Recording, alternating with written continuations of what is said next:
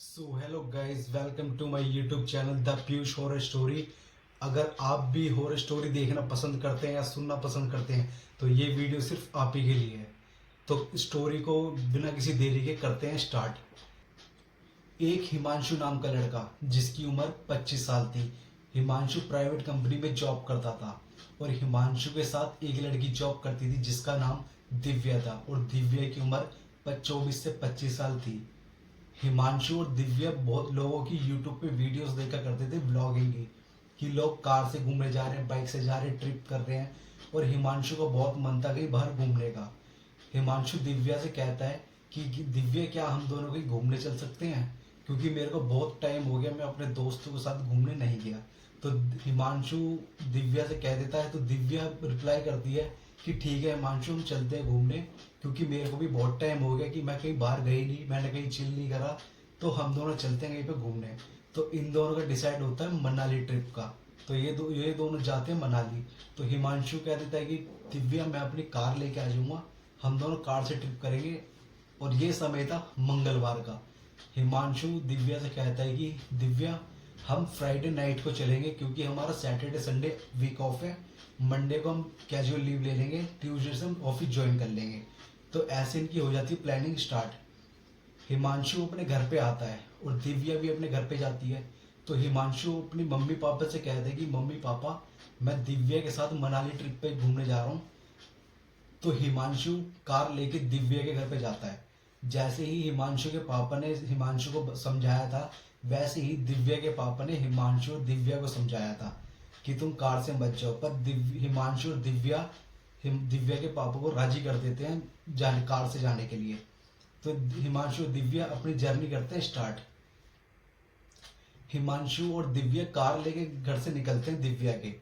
तो कम से कम 10 से 15 किलोमीटर दूर तक जाते हैं ये।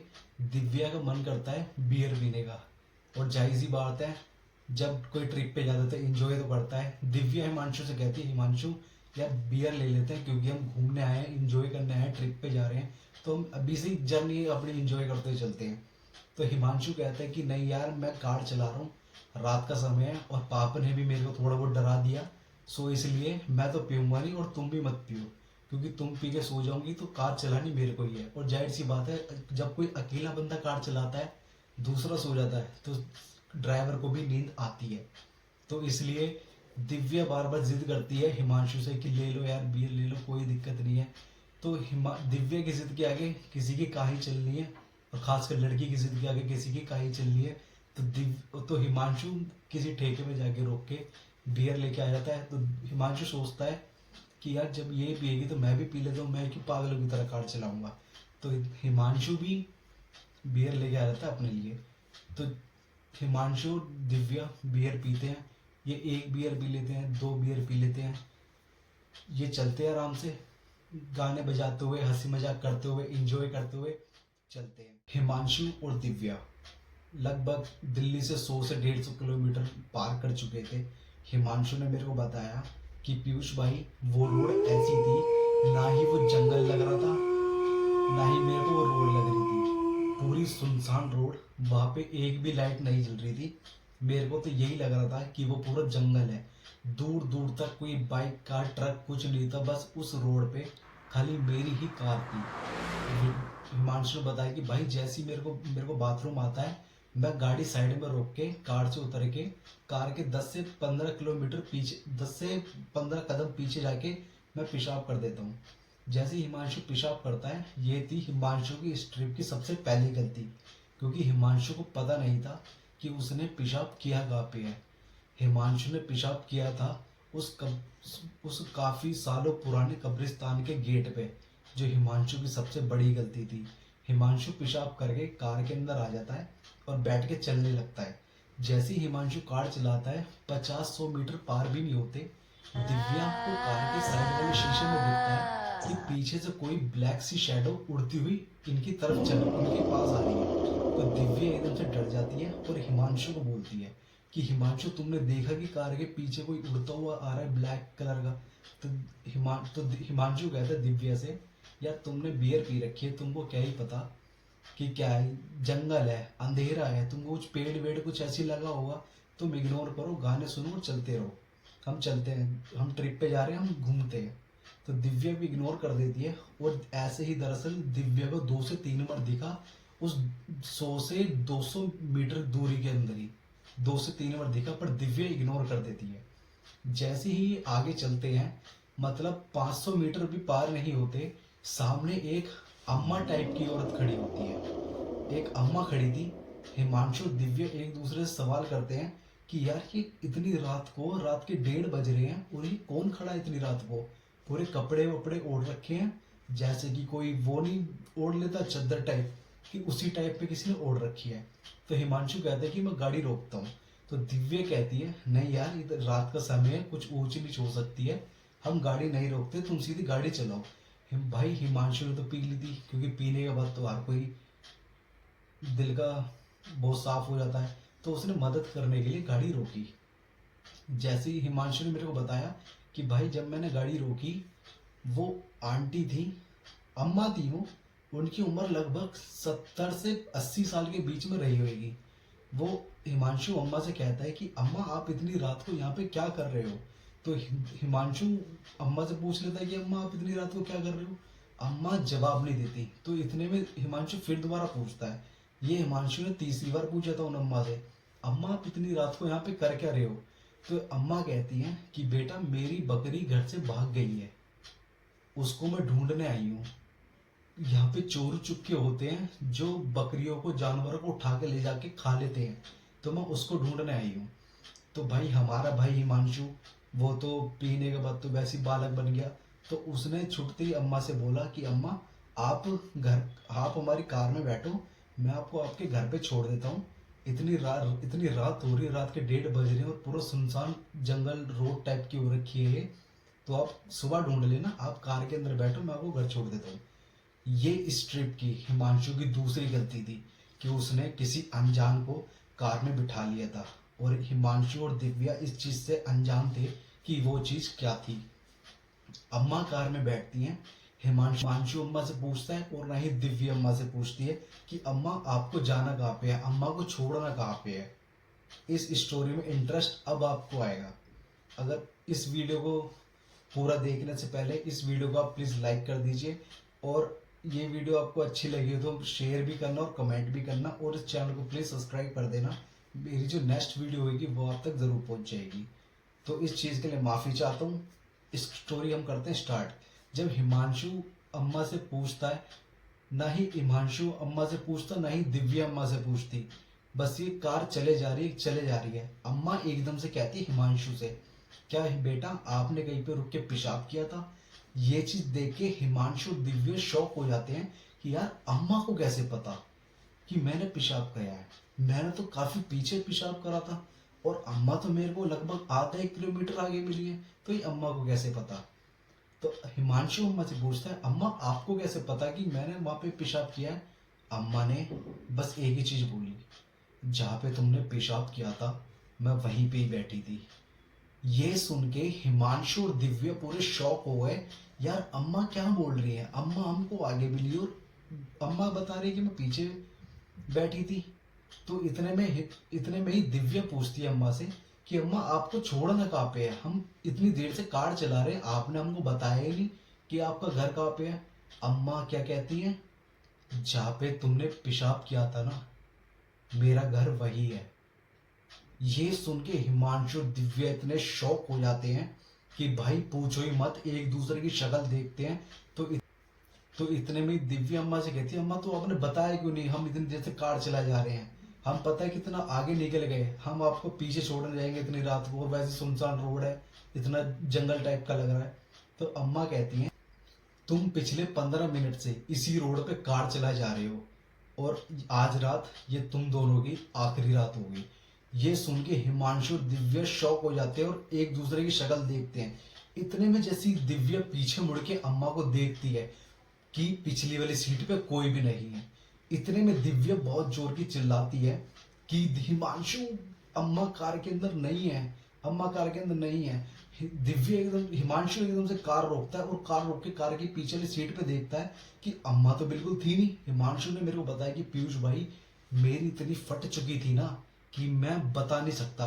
हिमांशु ने तब भी हिम्मत करके कार से उतर के आगे पीछे देखने लगा, अम्मा को ढूंढने लगा, पर अम्मा कहीं मिली नहीं। तो इतने में ही दिव्या ने हिमांशु को आवाज मार के चिल्ला के बोला कि हिमांशु तुम जल्दी से कार के अंदर आ जाओ और कार लेकर चलो यहाँ से, मेरे को कुछ यहाँ पे बहुत गलत लग रहा है, तुम चलो। क्योंकि मैंने तुमको बताया था कि कुछ काले से चीज भी उड़ती हुई आ रही थी जो मेरे को डरा चुकी है, तो अब तो तुम बिल्कुल चल लो। जैसे ही हिमांशु कार में बैठता है और कार स्टार्ट करता है, ये तो तुमको भी पता है कि आज ये कार स्टार्ट नहीं होने वाली है। हिमांशु इतनी बार ट्राई करता है, इतनी बार ट्राई करता है, पर ये कार आज स्टार्ट नहीं होती।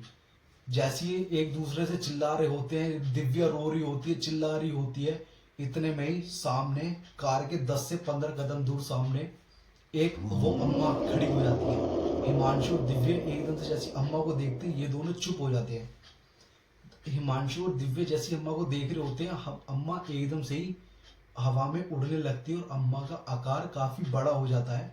लगभग जैसे अम्मा 4 फुट की थी, हिमांशु ने बताया भाई अम्मा की हाइट 4 साढ़े 4 फुट होगी।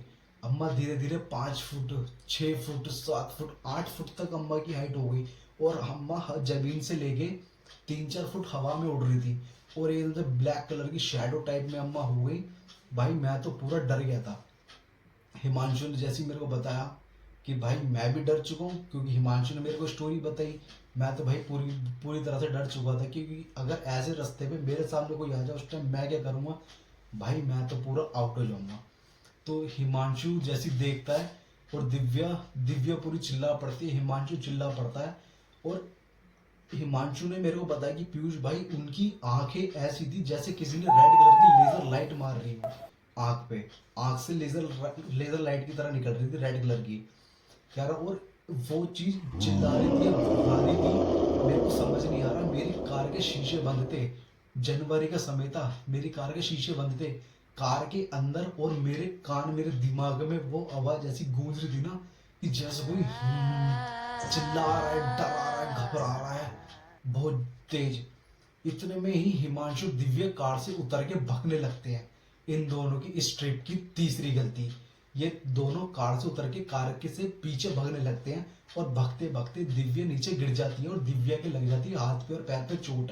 हिमांशु तब भी समझदार तो था ही, हिमांशु बड़ा था, दिव्या भी समझदार थी, पर ऐसे मोमेंट में क्या करे, क्योंकि दिव्या ने भी पी रखी है और हिमांशु ने भी पी रखी है। तो हिमांशु दिव्या का हाथ पकड़ के दिव्या को लेके भागता है। जैसी दिव्या को लेके भागता है, वही कब्रिस्तान वापसी आ जाता है जहाँ पे हिमांशु ने पेशाब किया था। जैसे ही ये दोनों कब्रिस्तान के बाहर पहुंचते हैं और देखते हैं कि जो वो लोहे वाला गेट था, क्योंकि हिमांशु को आइडिया भी नहीं था कि वो कहाँ पे पहुंच गया, क्योंकि वो जो साया था, भूत था, प्रेत था, अम्मा थी, ये तो हिमांशु को भी आइडिया नहीं था कि क्या था, क्या वो छलावा था, क्या था, कुछ नहीं पता। हिमांशु वहां पे पहुंच जाता है जहाँ पे कब्रिस्तान होता है और हिमांशु ने मेरे को बताया कि भाई वो था तो कब्रिस्तान। वो तो हिमांशु को बाद में पता चला। हिमांशु ने मेरे को बोला कि पीयूष भाई वो गेट सजा हुआ था और अंदर एक घर था, घर में से लाइट जल रही थी, 2 बच्चे बालकनी में खेल रहे थे, एक औरत थी और एक आदमी था, मतलब कि वो फैमिली थी। हिमांशु और दिव्या घबरा चुके थे और डर चुके थे पूरी तरह से और चिल्ला चिल्ला के अंकल आंटी को आवाज मार रहे थे। दिव्या और हिमांशु उन दोनों को आवाज मार मार के चिल्ला रहे थे कि अंकल आंटी, अंकल आंटी, हमको बचा लो, हम दोनों को बचा लो, पर उन तक आवाज नहीं पहुंचती। दिव्या कहती है हिमांशु से कि हिमांशु जल्दी से गेट खोलो। जैसे ही हिमांशु गेट खोलने जाता है, पर वहां पे तो ताला लगा होता है। हिमांशु दिव्या से कहते हैं कि यार जब ये फैमिली अंदर है तो इस गेट में ताला भी लग रहा है। दिव्या कुछ नहीं सोचती समझती और हिमांशु से कहती है कुछ भी हो, बस तुम इस गेट के ताले को तोड़ के अंदर चलो। हिमांशु कहीं से पत्थर उठाता है और ताले पे मार रहा होता है, बहुत तेज मारता है और हिमांशु को ध्यान भी नहीं होता कि उसने किस ताले पे मारा है, क्योंकि उस ताले के ऊपर लाल कपड़ा बंधा हुआ था और ताबीज बंधा हुआ था, काफी कलावे बंधे हुए थे, जिससे कि उस शमशान घाट को बंद किया गया था और हिमांशु ने उस ताले को तोड़ दिया था। जैसे उस हिमांशु ने उस ताले को तोड़ देता है, दिव्या का हाथ पकड़ के अंदर भागता है और अंदर भाग के ऊपर की तरफ देख के कहते हैं कि अंकल आंटी। दिव्या भी चिल्लाती है अंकल आंटी अंकल आंटी। ये दोनों नीचे, वो अंकल और आंटी नीचे देख के बोलते हैं हिमांशु और दिव्या से, बेटा तुम दोनों यहाँ पे क्या कर रहे हो, इतनी रात का समय तुम यहाँ पे क्या कर रहे हो हमारे घर के बाहर। तो दिव्य हड़बड़ी में और हिमांशु की हड़बड़ी में चिल्ला के बोलता है कि एक औरत हमारे पीछे पड़ गई है, पता नहीं वो भूत है, प्रेत है, औरत है, इंसान है, क्या है, प्लीज हम दोनों को बचा लो, हम दोनों की आज जान चली जाएगी, प्लीज हम दोनों को बचा लो। तो वो अंकल कहते हैं बेटा तुम जल्दी से नीचे गेट के अंदर घुस जाओ, या हमारा गेट खुला हुआ है, जल्दी से घर के अंदर आ जाओ। जैसी ही हिमांशु गेट के अंदर जाता है, और जैसी गेट के अंदर जैसी जाता है, दिव्या और हिमांशु गेट के अंदर चले आते हैं, और एकदम से अचानक से गेट होता है धम करके बंद। जैसी गेट बंद होता है, हिमांशु दिव्या पीछे मुड़ के देखते हैं गेट खोलने के लिए, पर गेट वो खुलता नहीं। जैसी ही हिमांशु दिव्या आगे देखते हैं, दिव्या को कुछ चीज दिखती है। वो तो दिव्या ने बाद में बताया कि वो चीज कैसी थी, क्या थी। दिव्या ने मेरे को बताया कि पीयूष भाई, वो चीज मेरे मुंह के सामने आ गई थी, मेरे मुंह के 2 इंच दूर तक आ गई थी, और वो ब्लैक कलर की थी, रेड कलर की आंखें। जैसी दिव्या ने उस चीज को देखा, दिव्या चिल्ला के नीचे गिर गई और दिव्या हो गई थी बेहोश। हिमांशु चिल्ला रहा होता है कि दिव्या को क्या हुआ क्या हुआ। हिमांशु चारों तरफ देखता है कि वो कोई घर नहीं था, वो एक छलावा था जिसने उस पूरे माहौल को, पूरे मूवमेंट को बदल दिया था। वो था कब्रिस्तान। हिमांशु चारों तरफ देखता है ध्यान से, गुप्त अंधेरा था, गुप्त जंगल लग रहा था, आसमान में तारे, हल्की हल्की सी रोशनी आती हुई, कोई घर नहीं था। वो हिमांशु आसपास जैसे देखता है, हिमांशु को कब्रें दिखनी स्टार्ट होती हैं। जैसे हिमांशु कब्र देखता है, बहुत सारी पेड़ इतने बड़े बड़े, हिमांशु डर जाता है। हिमांशु दिव्या को उठाता है, पर दिव्या बेहोश थी, दिव्या उठती नहीं। हिमांशु दिव्या को लेके, दिव्या को उठा के पकड़ के किसी पेड़ के पीछे जाता है दुबकने के लिए, जिससे कुछ दिक्कत ना हो। पर भाई ऐसे में हम जैसे इंसान क्या करेंगे, नॉर्मल इंसान जिसको कुछ पता ही नहीं कि ऐसा ये क्या चीज़ है कैसी नहीं। तो हिमांशु दिव्या को लेके पेड़ के पीछे जाता है, दिव्या को लिटा देता है, दिव्या को उठाता है, दिव्या उठो तुम जल्दी उठो, एक तो यहाँ पे ये माहौल हो गया, ये क्या हो गया, और तुम यहाँ पे बेहोश पड़ी हो, जल्दी से उठो जल्दी से उठो। हिमांशु ने मेरे को बताया कि पीयूष भाई एकदम से इतनी जोर की हवा चलने लगी जैसे आंधी आ गई हो, बिजली कड़क रही हो, पत्ते गिर रहे हो, बारिश की बूंदें पड़ रही हो, और दूर से जानवरों की चिल्लाने की आवाजें आ रही हो। एकदम से हिमांशु ने मेरे को बताया पीयूष भाई, मेरे कान के पीछे, मेरे बॉडी के पीछे कोई चीज आती है, वो क्या चीज थी भाई मेरे को बिल्कुल नहीं पता, बस उस चीज ने ये चीज बोली थी मेरे कान में आके, आज रात तुम दोनों इसी कब्रिस्तान में समाप्त हो जाओगे, ये दिन तुम्हारी जिंदगी का आखिरी दिन है। ये सुन के हिमांशु पूरा भोला जाता है, हिमांशु के पैर कांप जाते हैं कि भाई ये हुआ क्या है। हिमांशु चारों तरफ मुड़ के देखता है तो कुछ चीज दिखती नहीं। फिर कुछ सेकंड बाद हिमांशु के कान में एक खूब सारी आवाजें आ रही होती हैं, किसी लेडीज की रोने की आवाज, आदमी के चिल्लाने की आवाज, बच्चे खेल रहे हैं उनकी आवाज, जानवर की आवाज, ऊपर से बारिश पड़ रही है, थोड़ी थोड़ी हवा चल रही है, आंधियों की जैसी, बिजली कड़क रही है, खड़खड़ खड़खड़। हिमांशु पूरा परेशान हो जाता है, और हिमांशु एकदम से कुछ नहीं सोचता, हिमांशु सीधा हनुमान चालीसा का पाठ करने लगता है। आप ये सोचिएगा, जो इंसान दिन में सुबह और शाम को हनुमान चालीसा का पाठ पढ़ता हो, आज वो हनुमान चालीसा कैसे पढ़ता है ये मैं आपको बताता हूँ। हिमांशु ने मेरे को बस यही चीज बोली, भाई मैं हनुमान चालीसा की एक लाइन तक पार नहीं कर पा रहा था। क्यों नहीं कर पा रहा था ये नहीं पता, बस हिमांशु हनुमान चालीसा की एक ही लाइन बोले जा रहा था, जय हनुमान ज्ञान गुण सागर, जय हनुमान ज्ञान गुण सागर। हिमांशु खूब तेज चिल्ला चिल्ला के बोल रहा था, जय हनुमान ज्ञान गुण सागर, जय हनुमान ज्ञान गुण सागर। इसके आगे हिमांशु पहुंचा ही नहीं। इतने में क्या देखता है हिमांशु, कोई वहां पे जो कब्रिस्तान का गेट था उसके बाहर कोई इंसान खड़ा हुआ है। वो इंसान कोई मामूली इंसान नहीं, हिमांशु ने बताया कि भाई उसके बाल बड़े बड़े, कुछ टांग थैला टाइप का टांग रखा था, हाथ में कुछ डंडा टाइप का था। उस इंसान ने गेट जो लोहे का गेट था इतना बड़ा, उसने ऐसे खोला झटके से, पूरे गेट ऐसे खुल गए और वो इंसान मेरी तरफ आ रहा था। हिमांशु उस इंसान इंसान को देखे जा रहा था अंधेरे के समय में। हिमांशु समझ नहीं पाया था कि वो इंसान कौन है, वो क्या चीज़ है। क्या वो छलावा हो सकता है, क्या वो कोई इंसान हो सकता है, क्या हो सकता है, ये हिमांशु को भी नहीं पता था क्योंकि गुप्त अंधेरा हो रहा था। हिमांशु जोर जोर के चिल्ला रहा होता, जय हनुमान ज्ञान गुण सागर, जय हनुमान ज्ञान गुण सागर। वो इंसान, वो परछाई, वो छलावा टाइप हिमांशु के सामने आता है और हिमांशु चिल्ला रहा होता है, जय हनुमान ज्ञान गुण सागर, जय हनुमान ज्ञान गुण सागर। वो इंसान हिमांशु के पास आके हिमांशु के सर पे हाथ रखते हैं। जैसे ही वो हिमांशु के सर पे हाथ रखता है और हिमांशु एकदम से चुप हो जाता है और शांत हो जाता है। जैसे ही हिमांशु हाथ खोलता है, वो कोई आम इंसान नहीं, वो कोई छलावा नहीं, कोई वो भूत प्रेत कुछ नहीं। वो थे बहुत ही जाने माने, बहुत ही पुराने और काफ़ी बढ़िया, काफ़ी ओल्ड थे वो थे खूब बड़े ही पुराने अघोरी बाबा। अघोरी बाबा जैसे ही हिमांशु आँख खोलता है, वो देखता है कि अघोरी बाबा सामने खड़े हैं। और हिमांशु ने कभी आज तक अघोरी बाबा को देखा नहीं था, वो तो हिमांशु ने बाद में बताया कि वो अघोरी बाबा थे। हिमांशु ने जैसे अघोरी बाबा को देखा, हिमांशु और डर गया क्योंकि अघोरी बाबा के माथे पे बभूति थी, बहुत सारी मालाएं डाल रखी थी, लंबी लंबी बालों की जटाएं बन रही थी। हिमांशु अघोरी बाबा को देख के भी डर गया। हिमांशु चिल्लाने लगा खूब जोर से कि अघोरी बाबा ने फिर बोला, बेटा तू शांत हो जा, तू चुप हो जा, मैं आ गया, अब मैं तुमको कुछ नहीं होने दूंगा। हिमांशु फिर शांत होता है और दिव्य हिमांशु अघोरी बाबा से बोलता है, बाबा ये मेरी फ्रेंड है, ये यहाँ पे बेहोश पड़ी है, इसको देख लो प्लीज, इसको उठा दो। अघोरी बाबा अपना कुछ लोटे में से जल लेके दिव्या की पूरी बॉडी पे छिड़कते हैं। दिव्या को हल्का हल्का होश आता है। हिमांशु दिव्या को उठाता है और अघोरी बाबा हिमांशु के और दिव्या के माथे पे खूब सारी बभूति लगा देते हैं। तो अघोरी बाबा हिमांशु दिव्या का हाथ पकड़ के उस कब्रिस्तान के बाहर ले आते हैं और उस कब्रिस्तान का गेट बंद कर देते हैं। यहाँ तक कि वो गेट ऐसे बंद नहीं हो सकता, बट अभी का अघोरी बाबा पे कुछ शक्तियाँ थी, कुछ पावर थी, जिससे उन्होंने उस चीज़ को रोका। तो ये चीज़ मैं आपको अभी थोड़ी आगे बताऊंगा कि कैसे अघोरी बाबा ने उस चीज़ को बाद में ठीक करा होगा। तो अघोरी बाबा दिव्य और हिमांशु को हाथ पकड़ के कब्रिस्तान के बाहर ले आते हैं।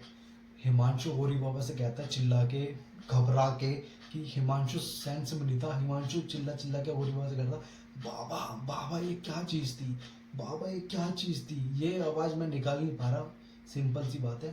पर हिमांशु चिल्ला चिल्ला के बोल रहा, बाबा ये क्या चीज़ थी जो इसने ऐसे करा, ये तो अभी घर था, ये शमशान घाट, ये कब्रिस्तान कब बना। अघोरी बाबा ने बोला कि तुम दोनों को यहाँ पे आना ही नहीं चाहिए था, यहाँ पे लोग दिन में भटकने से डरते हैं, तुम तो रात के समय आए हो, 1 से 2 बजे का टाइम हुआ, तुम इतने बजे आए हो। तो ये सुन के हिमांशु और दिव्या और भी डर जाते हैं।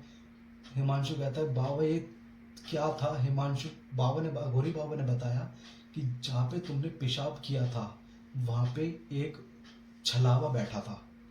बताया कि ये कब्रिस्तान लगभग 150 से 200 साल पुराना है, इसको बंद करे हुए 80 से 90 साल हो चुके हैं। इस कब्रिस्तान को बंद करने के लिए 100 से 150 पुजारी, तांत्रिक, भगत, इन सब लोग अघोरी बाबाओं की सहायता से इस कब्रिस्तान के गेट को बंद किया गया था। ये सुन के दिव्य और हिमांशु डर जाते हैं और अघोरी बाबा बोलते हैं, ये जो चीज़ तुमने आज कर दी, इस कब्रिस्तान के ताले को तोड़ के, अब क्या होगा यहाँ का ये हम कुछ नहीं कह सकते, पर जितनी जल्दी हो सकती है तुम दोनों यहाँ से चले जाओ, उतना ही तुम दोनों के लिए बहुत अच्छा होगा। तो हिमांशु कहता है बाबा से, बाबा ये मैं कैसे जाऊं, मेरी कार तो स्टार्ट हो ही नहीं रही। बाबा कहते हैं, अब तुम टेंशन ना लो, तुम्हारी कार स्टार्ट हो जाएगी, मैं तुम्हारे साथ तुम्हारे घर तक चल रहा हूँ, तो चलते हैं। तो दिव्य और हिमांशु कार में बैठ जाते हैं और अघोरी बाबा पीछे वाली सीट पे बैठ जाते हैं। तो हिमांशु कार स्टार्ट करता है और एकदम से ही कार स्टार्ट हो जाती है, क्योंकि ये चमत्कार अघोरी बाबा का था। अब आप इस चीज़ को मानो, या तो ये अघोरी बाबा थे, या तो जो हिमांशु हनुमान जी की इतनी पूजा करता था, सुबह शाम हनुमान जी की चालीसा का पाठ करता था, ये उसकी दुआ थी, या तो वो साक्षात हनुमान जी थे, कोई हनुमान जी का अवतार था। ये चीज़ आप अपने हिसाब से कुछ भी कमेंट में बता सकते हैं मेरे को तो ये लगता है कि वो हनुमान जी का ही कुछ रूप था जो वहां तक आए। और ये आपको थोड़ा पता चलेगा आगे, जब आप आगे चलेंगे स्टोरी में। तो हिमांशु कार स्टार्ट करके चलता है घर की तरफ। अघोरी बाबा ने बोल दिया था कि तुम कहीं आगे तो सफर में मत जाओ, मेरे को पता है तुम कहीं घूमने जा रहे हो, इससे अच्छा है तुम अपने घर पे चलो। तो हिमांशु और दिव्या बिना किसी जिद के, बिना कुछ कुछ बोले कार स्टार्ट करके अपने घर की तरफ लौटते हैं। हिमांशु दिव्या को अपने घर पे ही ले जाता है। जैसे ही हिमांशु अपने घर के पास पहुंचता है, 2-2.5 घंटे बाद अपने घर पे पहुंचता है, कार खड़ी करके अपने घर का गेट खोलता है।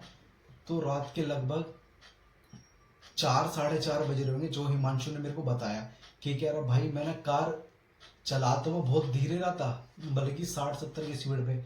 मैं 1 से 1.5 घंटे में कब अपने घर पहुंच गया ये मेरे को भी नहीं पता चली। या तो वो चमत्कार अघोरी बाबा का था या साक्षात बजरंग बली का, जो इतनी जल्दी वो अपने घर पे पहुंच गया और इतनी सहायता से बच गए। हिमांशु दिव्या जैसी हिमांशु के घर की पैड़ी पे पैर रखते हैं और अपना घर का गेट खुलवाता है हिमांशु, तो हिमांशु के मम्मी पापा गेट खोलते हैं और हिमांशु मम्मी पापा को देखते ही रो पड़ता है और मम्मी पापा से गले लग पड़ता है और गले लग के बोलता है कि मम्मी पापा आज रात में बच गया, नहीं तो ये आज रात मेरा और दिव्या की जिंदगी का आखिरी दिन था। हम पता नहीं कहाँ चले गए थे, कौन से कब्रिस्तान चले गए थे, हमको कुछ नहीं पता। हमको कुछ छलावा दिखा, भूत दिखा, काली सी छाया दिखी, क्या था ये मेरे को नहीं पता। इतने में ही अघोरी बाबा आके हम दोनों को बचा लेते हैं। जैसे ही हिमांशु बोलता है अपने मम्मी पापा से मैं आप दोनों को अघोरी बाबा से मिलवाता हूँ, जैसे ही हिमांशु पीछे मुड़ के अघोरी बाबा को देखता है, वहां पे तो अघोरी बाबा थे ही नहीं। अघोरी बाबा तो पता नहीं कहाँ गायब हो गए। हिमांशु चिल्लाता अघोरी बाबा कहाँ पे हो आप, कहाँ पे हो आप। हिमांशु अपने घर के आसपास देखता, गली के बाहर तक जाके चिल्ला चिल्ला के आवाज मारता अघोरी बाबा को, पर अघोरी बाबा तो थे ही नहीं। इस चीज से आपको क्या सीख मिलती है? या तो वो अघोरी बाबा थे या तो साक्षात हनुमान जी का रूप। मेरे को तो इतना लगता है कि ये साक्षात हनुमान जी का रूप थे अघोरी बाबा। आपको क्या लगता है? आप कमेंट के अंदर जरूर बताना, क्या ये साक्षात अघोरी बाबा थे या साक्षात बजरंग बली महाराज। तो इस वीडियो को करते हैं यहीं पे एंड। ये वीडियो अगर आपको अच्छी लगी हो तो इस चैनल को सब्सक्राइब कर लेना, लाइक कर देना, शेयर कर देना और कमेंट करना मत भूलना। और मेरे को बताना कि ये स्टोरी आपको कैसी लगी। और जाने से पहले अपने भाई के चैनल सब्सक्राइब कर लेना, जिससे कि आपको इन फ्यूचर आने वाली वीडियो आप तक ज़रूर पहुँचे। तब तक के लिए जय श्री राम।